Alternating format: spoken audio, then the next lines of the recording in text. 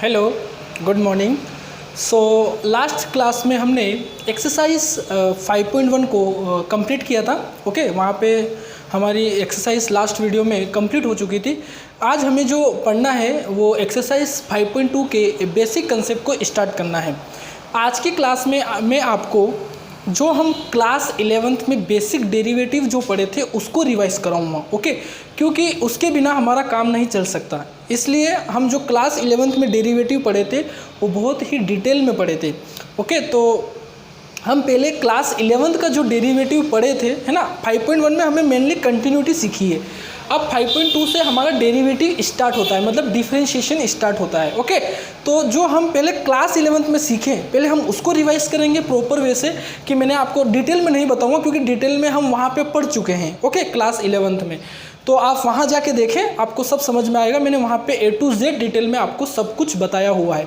तो मैं जल्दी से आपको उसका रिवाइज करवा देता हूँ, फिर हम आगे से जो हमारे 12th में जो हमें और भी उसमें टॉपिक ऐड करने हैं हम उनको 1 by 1 पढ़ते जाएंगे। ओके, तो आज हम उसको रिवाइज करते हैं जो क्लास 11th में पढ़े हैं, तो उसको अच्छे से आप पहले रिवाइज कर लीजिए। तो आइए देखते हैं बेसिक फॉर एक्सरसाइज 5.2। अभी आपको सब याद आता जाएगा कि मैंने आपको क्या क्या पढ़ाया था।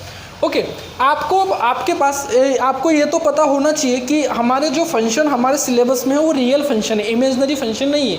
जो आप क्लास 11th में चैप्टर 5 पढ़े थे कॉम्प्लेक्स नंबर, कॉम्प्लेक्स फंक्शन भी होते हैं अगर उसमें आयोटा आ जाता है। बट जो हमारे सिलेबस में है 12th क्लास में वो हमारे सिर्फ रियल फंक्शन है, इमेजिनरी फंक्शन 12th के बाद आते हैं। ओके, जब आप इंजीनियरिंग में जाएंगे तो जो फंक्शन है, suppose F is a real function, है ना, जो हमें जो फंक्शन दिया जाएगा वो एक रियल फंक्शन है, और c is a point in its domain, और एक पॉइंट सी है ना, जिस पे आप उस फंक्शन का डेरिवेटिव फाइंड करेंगे वो उसके डोमेन में आएगा। ठीक है, तो वो एक सी एक पॉइंट होगा। इन जनरल बात कर रहे हैं तो सी या के कोई भी है, तो मैंने सी ले लिया कि c is a point in its domain, then derivative of this function f at point c is f dash c होगा। देखो, अगर हम derivative with respect to x निकालते तो एफ डैश एक्स होता, बट अभी डेरिवेटिव पॉइंट सी पे है तो एफ डैश सी होगा। Limit h tending to 0 f of c plus h minus f of c upon h. इसका मतलब है कि ये जो पूरा जो प्रोसेस है ये डेरिवेटिव है ना, किस पे, x इज इक्वल टू सी पे, है ना, कि ये एक फंक्शन एफ एक्स का डेरिवेटिव है x इज इक्वल टू सी पे। या अगर हम इन जनरल बात करें या हम और करके बात करें कि f dash x is equal to limit h tending to 0 f of x plus h. देखो, यहाँ पे जो डेरिवेटिव था वो सी पे था, यहाँ पे जो डेरिवेटिव वो x पे है, तो F of x plus h minus f of x upon H. इसको ध्यान से देखो, कुछ याद आएगा कि ये क्या है। ये एक्चुअल में फर्स्ट प्रिंसिपल ऑफ डेरिवेटिव है। और आपको मैंने जब क्लास 11th में पढ़ाया था तो मैंने आपको बोला था कि आप किसी भी फंक्शन का डेरिवेटिव अगर आप फर्स्ट प्रिंसिपल से फाइंड करते हैं तो आपको वही आंसर मिलेगा। जैसे एक क्वेश्चन आपको एक फंक्शन दिया है जो उसका डेरिवेटिव आप प्रोडक्ट रूल से फाइंड कर सकते हो, है ना, u इंटू वी वाले रूल से आप उसका डेरिवेटिव फाइंड कर सकते हो। अगर उसी फंक्शन का डेरिवेटिव अगर आप फर्स्ट प्रिंसिपल से फाइंड करते हो तो इससे भी उसका आंसर सेम ही आएगा। इसलिए जो मेन जो रूल होता है डेरिवेटिव का वो फर्स्ट प्रिंसिपल ऑफ डेरिवेटिव होता है। तो यहाँ पे लिखा नहीं है, यहाँ पे आपको ऑब्जर्व करना है कि एक्चुअल में ये जो डेरिवेटिव है ये फर्स्ट प्रिंसिपल ऑफ डेरिवेटिव है। आप क्लास 11th में देखना, मैंने आपको यही पढ़ाया है। F dash x is equal to limit h tending to 0 f of x plus h minus f of x upon h. मतलब इस फंक्शन का derivative at x is equal to, इस फंक्शन का डेरिवेटिव एट एक्स पे हमने find किया है और इस फंक्शन का डेरिवेटिव हमने सी पे फाइंड किया है। बस इतना सा डिफरेंस है, यहाँ पे कोई एक पॉइंट सी था और यहाँ पे हमने एक्स पे ही उस फंक्शन का डेरिवेटिव फाइंड किया है। तो f dash x is equal to limit h tending to 0 f of x plus h minus f of x upon h. तो अगर आपसे कभी पूछा जाता है 1 मार्क्स में, है ना, डेरिवेटिव की एक फंक्शन रियल नंबर है तो उसका डेरिवेटिव एक्स पे क्या होगा, तो आप ये फॉर्मूला उसका लिखेंगे जो फर्स्ट प्रिंसिपल का होता है। ठीक है, इतना आपको समझ में आया। ये तो आप सबको पता है कि अगर y is equal to f x है तो अगर हम इसका derivative with respect to x लिखते हैं तो क्या लिखते हैं, dy बाई डी एक्स लिखते हैं या y डैश लिखते हैं, है ना, dy बाई डी एक्स लिखते हैं या y डैश लिखते हैं, और एफ एक्स का डेरिवेटिव क्या होगा, एफ डैश एक्स होगा। ठीक है, the process of finding derivative of a function is called differentiation, है ना। अगर किसी फंक्शन का आप डेरिवेटिव फाइंड कर रहे हो तो जो प्रोसेस जो प्रोसेस से आप जाओगे उस प्रोसेस को हम डिफरेंशिएशन बोलते हैं। क्या बोला मैंने कि जिस प्रोसेस से आप जिस फंक्शन का डेरिवेटिव फाइंड करते हो उस फंक्शन को हम डिफरेंशिएशन बोलते हैं। The process of finding derivative of a function is called differentiation. Okay, तो मेन मुझे आपको ये बताना था, ठीक है। तो आप इसको नोट करो, फिर और कुछ मैं आपको रिवाइज करवाता हूँ। ओके ओके, तो जो अगला टॉपिक है वो है एलजेब्रा ऑफ डेरिवेटिव। ये भी मैं आपको सिखाया हूँ बहुत अच्छे से, फिर से हम इसको बहुत अच्छे से रिवाइज कर लेते हैं, क्योंकि ये एक ऐसा टॉपिक है एलजेब्रा ऑफ डेरिवेटिव जिसमें कोशेंट रूल और प्रोडक्ट रूल पूरे चैप्टर में यूज़ होगा। ओके, तो एक बार और अच्छे से इसको आप समझने की कोशिश करें, है ना। आप लिख लें कि suppose two functions fx and gx are given, है ना। आपको दो फंक्शंस fx और gx गिवन है ना। या आप इसको ऐसे भी लिख सकते हो कि let fx equals to u and gx equals to v। Okay, तो जो फर्स्ट जो रूल होता है, जो एलजेब्रा ऑफ डेरिवेटिव में जो फर्स्ट होता है, अगर आपको कोई दो फंक्शन दिए हो d/dx fx प्लस gx, है ना, अगर दो फंक्शन का सम हो रहा हो और उनका डेरिवेटिव फाइंड करना हो तो आप उन दोनों का अलग अलग डेरिवेटिव फाइंड कर सकते हैं। क्या बोला मैंने कि अगर आपको कोई दो फंक्शन का सम दिया हो, है ना, किन्हीं दो फंक्शन का सम हो रहा हो और अगर आपको उनका डेरिवेटिव फाइंड करना है, जैसे मान लो कि आपको दिया है कि d/dx sin x plus cos x का डेरिवेटिव फाइंड करो, तो आप क्या करोगे d/dx sin x plus d/dx cos x करके उसको फाइंड कर लोगे। ओके, बहुत इंपॉर्टेंट है एलजेब्रा ऑफ डेरिवेटिव। अगर इसको u और v की टर्म में लिखे तो कैसे लिखेंगे कि u प्लस v डैश, है ना, डैश को डेरिवेटिव ही बोलते हैं, तो इसको कैसे लिखेंगे u dash plus v dash, है ना, मतलब derivative of u plus derivative of v। इसका क्या मतलब है कि दो फंक्शन का सम का डेरिवेटिव u प्लस v का डेरिवेटिव क्या होगा, u dash plus v dash.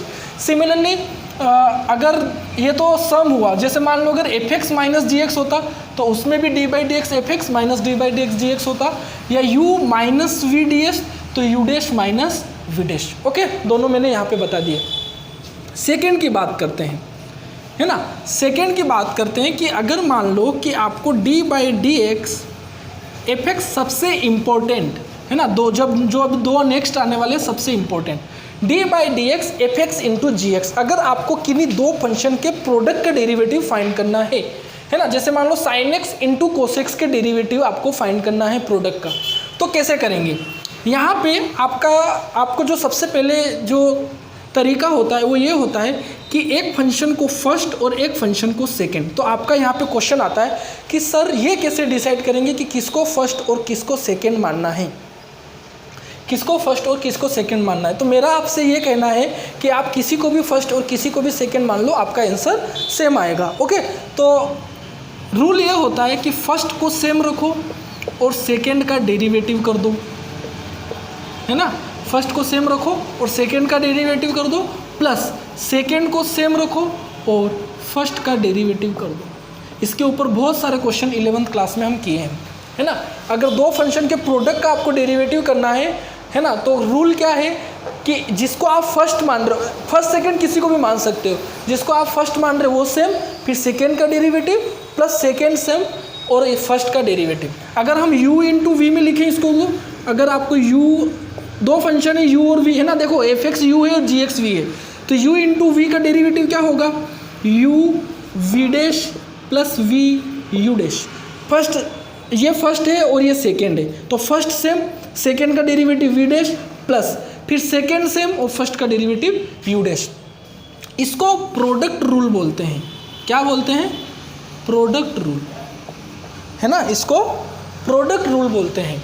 और इसको प्रोडक्ट रूल बोलते हैं और इसका एक नाम और होता है ना, इसको बोलते हैं लेबनीज रूल।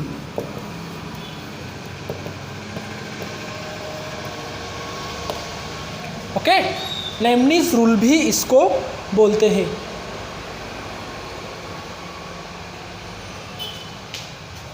एक मिनट लेमनिस रूल। ओके, इसको ये भी बोलते हैं प्रोडक्ट रूल और लेमनिस रूल, इसको ये भी बोलते हैं। तो अगर आपसे पूछा जाए 1 मार्क्स में कि लेमनिस रूल क्या होता है, तो वही प्रोडक्ट रूल ही होता है ना। प्रोडक्ट रूल को लेमनिस रूल भी बोलते हैं, है ना। ये तो नाम है, इस पर आपको इतना ध्यान नहीं देना है, बस ये इतना सा ध्यान रखना है कि प्रोडक्ट रूल को लेमनिस रूल भी बोलते हैं, है ना, बुक में भी लिखा हुआ है। अब मेरी बात सुनना, प्रोडक्ट रूल मैंने बता दिया कि अगर किसी दो फंक्शन के प्रोडक्ट का आपको डेरिवेटिव फाइंड करना है, इसका क्या मतलब हुआ कि किसी एक को फर्स्ट और किसी एक को सेकेंड मान लो, फर्स्ट सेम सेकेंड का derivative plus second same first का डेरिवेटिव, और यू और वी से भी मैंने आपको बता दिया। ओके, अब आप इन दोनों को नोट कर लो। ओके, क्योंकि स्पेस नहीं है, चलो ठीक है, मैं यहीं पे आप वीडियो को पॉज करके नोट कर लेना, ठीक है। मैं इसको अभी यहाँ से रफ करता हूँ। जो थर्ड है एलजेब्रा ऑफ डेरिवेटिव, वो है कोशेंट रूल। क्या है?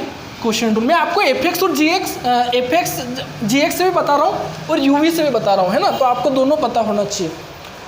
जैसे आपको थर्ड में पूछा है कि आपको d by d x f x upon g x का डेरिवेटिव फाइंड करना, मतलब दो फंक्शन अगर रेशनल फॉर्म में दिए हो तो उनका डेरिवेटिव हम कैसे फाइंड करते हैं। ओके, तो सबसे पहले क्या होता है, यहाँ पे डिनोमिनेटर का स्क्वायर आता है ना, मतलब जी एक्स का स्क्वायर आता है, फिर यहाँ पे जी एक्स सेम रहता है और एफ एक्स का डेरिवेटिव होता है माइनस, फिर एफ एक्स सेम रहता है और फिर जी एक्स का डेरिवेटिव होता है। ठीक है, ये रूल है। अगर हम इसको u और v में लिखें तो u अपॉन वी डैश, तो क्या बोलते हैं, v स्क्वायर, फिर v, है ना, v सेम रहेगा, फिर u डेरिवेटिव माइनस, फिर u सेम रहेगा, v का डेरिवेटिव, है ना। यहाँ पे कंडीशन ये होती है कि gx is not equal to 0 and v is not equal to 0। इस रूल को हम कोशेंट रूल बोलते हैं। ओके, और प्रोडक्ट रूल को लेमनिस रूल भी बोलते हैं। ओके, तो ये एलजेब्रा ऑफ डेरिवेटिव था। इसमें एक पॉइंट और आप ऐड कर लेना।